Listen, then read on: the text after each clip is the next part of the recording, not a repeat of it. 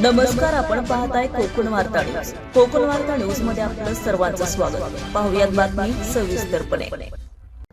उन्हाळ्यात एप्रिल-मे महिन्यात कोथरुडे धरणातील पाणी पातळी घटल्याने महाड शहराला एक दिवसाआड पाणी पुरवठा करण्यात येत होता.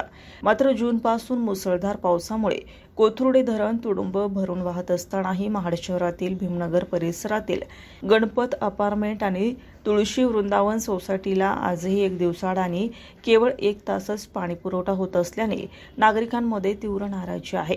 धरण भरलेले असतानाही भीमनगरातील नागरिकांना पाणी टंचाईचा सामना करावा लागतोय. सोसायट्यांमध्ये लहान मुले, महिला, ज्येष्ठ नागरिक राहत असून पावसातही त्यांना पुरेशा पाण्याअभावी वंचित राहावं लागते. त्यामुळे संतप्त महिलांनी महाड नगरपालिकेच्या मुख्याधिकाऱ्यांची भेट घेऊन तातडीने नियमित पाणी पुरवठ्याची मागणी केली आहे. यावेळी मुख्याधिकाऱ्यांनी लवकरच सुरळीत पाणी पुरवठा करण्यात येईल असं आश्वासन दिलं.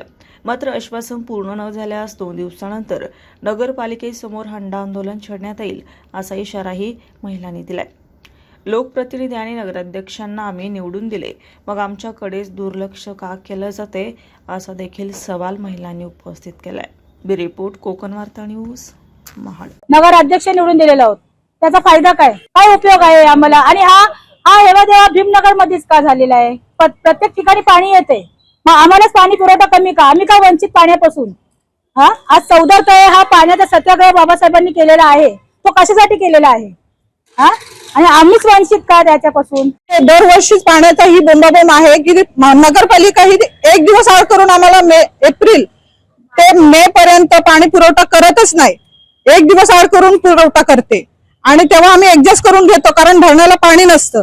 पण आता धरण सगळे ओसंडून गेलेले असताना सुद्धा आम्हाला एक दिवस आड करून पाणी पुरवठा करतात आणि तो पण पाणी पुरवठा आम्हाला अगदीच 1.5 तासाचा असतो. आमच्या सोसायटीला पाणीही पुरत नाही. भीमनगरला तर पाणीच नाहीये. जे म्हातारे आहेत, लहान मुलं आहेत, त्यांनी काय करायचं? आम्ही पावसाचं पाणी भरून दिवस काढतोय. म्हणून आज आम्ही नगरपालिकेत आलेलो, त्यांना सीओ साहेबांना भेटलो, बोलले, चर्चा झाले. ते म्हणाले, आम्हाला आश्वासन दिले त्यांनी आज की आम्ही करू म्हणून काहीतरी व्यवस्था. तर आज आम्ही 2 दिवस बघणार आहोत काय होतंय ते, नाहीतर आम्ही इथे हंडा आंदोलन करणार, सगळ्या महिला येऊन.